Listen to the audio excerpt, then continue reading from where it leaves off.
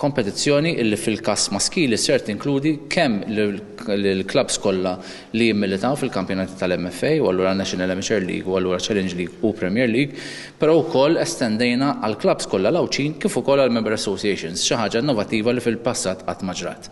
Samna fi 3 fażijiet. L-ewwel fażi ser ikonna National Amateur League, klabs li ser ikunu maqsuma f'żewġ reġuni, reġun tan-Nord, reġun tas-South.